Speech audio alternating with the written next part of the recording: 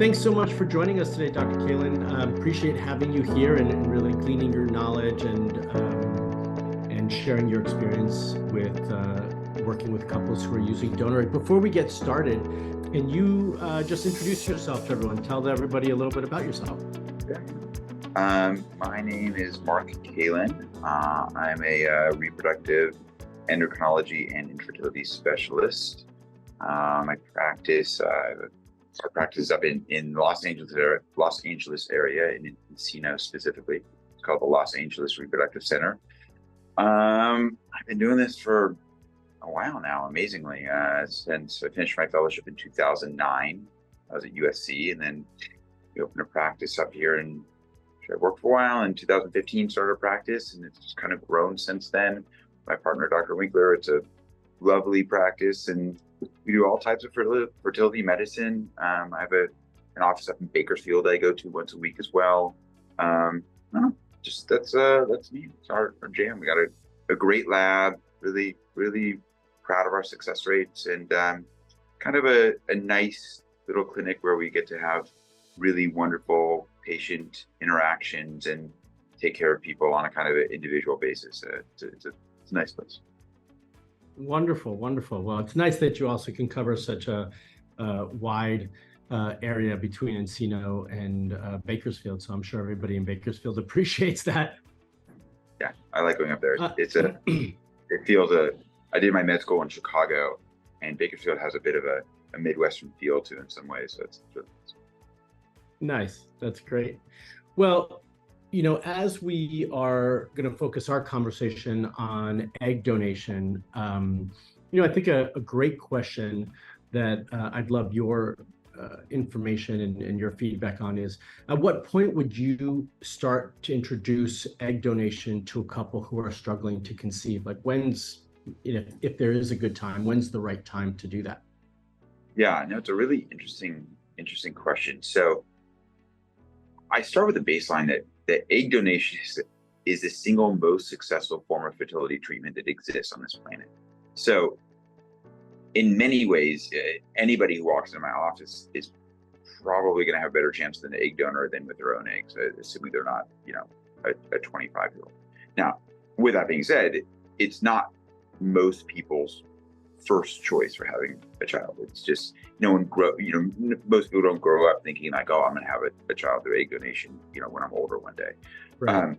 But it's somewhere between, for some patients specifically, when there's an egg issue, egg donation becomes the difference between the success rate with egg donation and maybe their own egg starts to get so significant that egg donation becomes a very realistic. It overcomes anyone's sort of like misgivings about trying the process. So I feel like when the egg factor becomes so significant, and I feel like I've run out of other tools to help to utilize a person's own eggs, that's when egg donation becomes a real conversation. But it also is really personalized. It depends on every patient. There are some patients who have zero objections to it, and they're like, listen, I just want to do what's going to give me the very best chance for having a baby as soon as possible. And they're like, I don't care where the egg comes from. I don't care where the sperm comes from. I just want to have a kid. And there's other people who say, listen, I don't want to have a child unless it comes from my very own egg. And I like to make sure that people understand what those kind of statements mean. But, it kind of depends on what their biology is doing and then what their personal preferences are. And that combination of things helps me decide when to kind of move the conversation in one direction or another. Yeah, that's valid and super important. Let's say that a couple's trying to decide if it's the right choice for them. How do you help couples who are reluctant to use donor eggs make that transition to consider an egg donation as like a real possibility for themselves? Yeah, no, it's a really good question, and I feel like sensitivity to the patient's desires is really important, because I personally believe that egg donation is amazing, and I think it's a great way of having a family. I like to be really sensitive to the fact that not everybody feels that way, and I don't want to, and I'm not interested in convincing somebody that that's the case. With that being said, I also don't want somebody's preconceived notion or ignorance about how the process works and what it means to also prevent them from doing something that would otherwise maybe benefit them.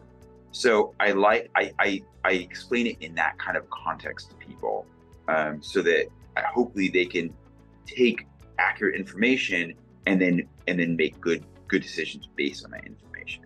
And I think that sharing some of that information it can be pretty convincing, but I wouldn't want it to be sort of like something that sways somebody's personal ideology or something. Does that make sense? Yeah, that completely makes sense. Just from speaking to a lot of couples over the years, there have been some who are earlier on in their journey, and they were certainly not ready to entertain egg donation as an option for themselves. But after they've had maybe multiple failed transfers or some losses, they start to come around, at least, or maybe one or both of them in the relationship start to come around a little bit to maybe like, this might be the best way for us or the only way for us. Do you have a story that comes to mind that really can resonate with those people watching, where someone wasn't really apt to it? Because obviously, like you mentioned earlier, most couples don't start off their fertility journey saying, yes, like, we're going to use donor eggs to get pregnant. Like, that's not why they started. So do you have a story that you could share that might those listeners might be able to connect with? Yeah. So I can remember one patient in particular who was 37 when she started with me, had diminished ovarian reserve, and we did an IVF cycle, and we got some eggs, and the embryos didn't really turn out as well as we were hoping for. There were no genetically normal embryos. We did another cycle, made some tweaks, got more eggs, but again, no genetically normal embryos. We take a break, came back about a year later, and the ovarian reserve was even more diminished. And at that point, it was like, are we going to put our time and effort and investment towards trying with her eggs, or we can now look at this other opportunity of egg donation? When we introduced it, I think it felt very foreign to them, and it was not very attractive. And I kind of explained it in the way that I kind of explained it before, being very sensitive to their what they wanted out of it, or what their sort of personal beliefs were. But I had a sense that they were a little hung up on the idea of what their own genetics were. And it provided me this opportunity to kind of share my view on overall genetics and maybe what it means to pass on genetics. Because I think that a lot of people feel like that's what this notion of passing on your blood maybe is kind of a more generalized way of saying it. And I think the idea of passing it on is a little bit misconstrued. And so there's a general author named Bill Bryson who wrote this book that I love called A Brief History of Nearly Everything. And in this book, he goes through this wonderful thought experiment where he kind of talks about world population. And part of that is, if I consider myself the product of two people that reproduced to be here. So my parents, one generation back, they combined their DNA, and here I am. And so if my parents each were also the product of two people. So if you go back 2 generations, for me to be here, my parents are 2 people, and they each had 2 parents, which each were 4 people. So in 2 generations, that's 6 people that needed to procreate for me to be here. And if you go back to my grandparents' parents, there's another 8 people you add on. We're at 14 people in 3 generations. And what you start seeing is exponential growth of the number of people that needed to procreate in order for me to exist. And so if you go back like 20 generations, you'd be surprised to see it's like 1 million people. It goes really quickly. And then you go back 40 generations, it goes to like a few 100 million people. You go back like 200 generations, and you get to a number that is like, it's 10 times 10 trillion. It's an enormous number. And it's a number that is way greater than all the people that have ever existed in the history of human beings. And so when you go through this thought process, what you figure out is all of those individual ancestors that I claim that had to procreate in order for me to be here are not actually individual ancestors. They are all shared ancestors. So those same ancestors that procreated for me to be here are the same ones that procreated for you to be here, Mark. And they're the same people that procreated for every other person in this planet to have been here. So what that means is that these individual genes, which I claim as my own, are not my own genes at all. They're shared genes amongst humanity.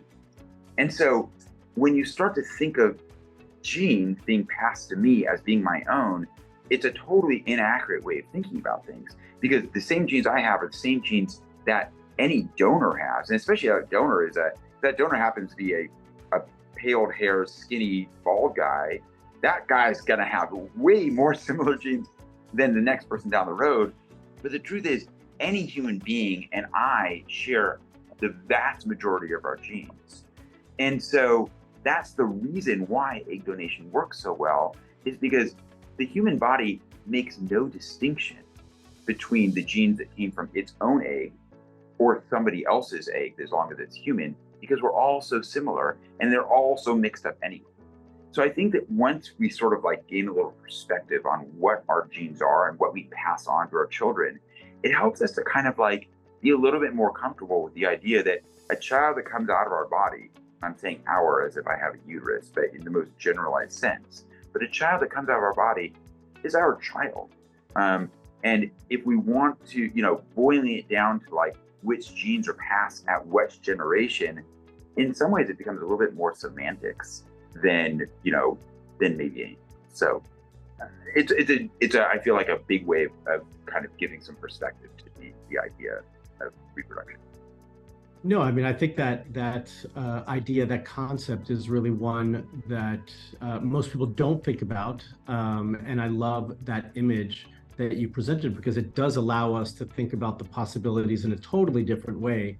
And typically, I would imagine when you have that conversation where you share that book and that concept, that the idea and the ability to get to that place of using an egg donor becomes a little bit easier, a little bit more digestible for those couples. So it's a beautiful way to think about it. Yeah, I appreciate that. What has been your experience with some of your intended parents who were able to actually make that transition? They decided to use egg donation and move forward with it. I mean, I have never, and I don't want to, I rarely say never, but I've never had a patient who's had a child with egg donation and then was like, I can't, or like regretted it in some way or another. Now, listen, every parent has some regrets about something in their life, whether that's their own egg, their own sperm, their uterus, someone else's uterus they adopt or not. Regret is part of life, part of parenting. But I've never, unfortunately, and I had fear about this when I first started doing this, but I've never had a parent say, I regret using it. And I think that's a really powerful thing to say. And it goes to the root of parenthood. Is like, parenthood is a strong desire to have some sort of offspring and contribute what you've learned about life and pass it on, and then see what that person gives back to you and watch them go on and then potentially reproduce going into the future. They have a very strong desire to do that. And I don't think that desire is at all affected by whether the child came from an egg donor or not. I don't know. I don't have a child from egg donation, but my experience with patients that do is I don't feel like their experience or satisfaction at being a parent is any diluted or any different. And I take it back. I don't know that it's not different. Everyone's experience as a parent is different, but I don't know that it's certainly not better or worse. It's just different. And I think that everybody's experience is different. Maybe that's a better way. Yeah, I would agree. I mean, there's not been one couple that I've worked with and spoken to who's used egg donation has ever said, no, that was not a good idea. We're not happy with the outcome. So I can definitely appreciate that. For those who are listening, what are maybe 2 or 3 suggestions if they are thinking about using egg donation, or they are about to be, intended parents, that you might be able to share with them as they go through that process? So, I mean, I would say, it's worthwhile like sitting down and really trying to kind of work through all the options, and all the options. I'm saying the broadest sense of things. If somebody's at a point where egg donation is a real consideration, I think that maybe their options they need to consider are, do I want to continue trying with single eggs, and what is the overall, what investment am I going to have to make? And when I say investment, I mean in terms of time, effort, emotion, and money. And what is the potential outcome of that investment? Okay. Number 2, they think about the same thing using egg donation. What investment is it going to take, and what is the potential outcome or potential benefit of that? Number 3, maybe think about other options like adoption. Adoption is something that also comes up in the scenario. It's a wonderful way of having a family. There's things about adoption that are way easier and maybe pros compared to egg donation, and there's some serious cons. It can be very hard. It can be heart-wrenching. There's certainly no guarantees with adoption, but it may be the right option for them. Number 4, it's also worth saying, maybe this is not the right path for me. Maybe I've done everything I can with my own biology, and I'm going to go on and I'm going to lead a life differently. I'm going to have satisfaction through a different part of my life. And I think those are all really, really valid. And I think it's when we're considering egg donation, that's a really good kind of natural stopping point to consider all of this. So that's I think one piece of advice I would say. The other piece of advice is, if we're going to go into egg donation, I think it's also worthwhile considering, what are my own personal criteria? What do I want to do? What am I looking for in an egg donor? And make that list as broad as you want it. Do you want somebody who was a creative person? Do you want somebody that was really good at math? Do you want somebody who was, maybe they're a great athlete, or do you want somebody who was born in the southern hemisphere? Whatever your own sort of personal criteria and preferences are, it's worthwhile kind of jotting those down and thinking about them. Now, the other side of that is also to realize that,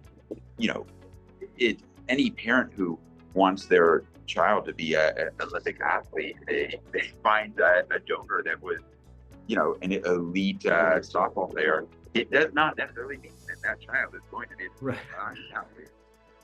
And that's true for egg donors. And I also know people who are like elite athletes whose children are incredibly clumsy or not good at sports. They use their own eggs, their own sperm. So it just doesn't translate that smoothly.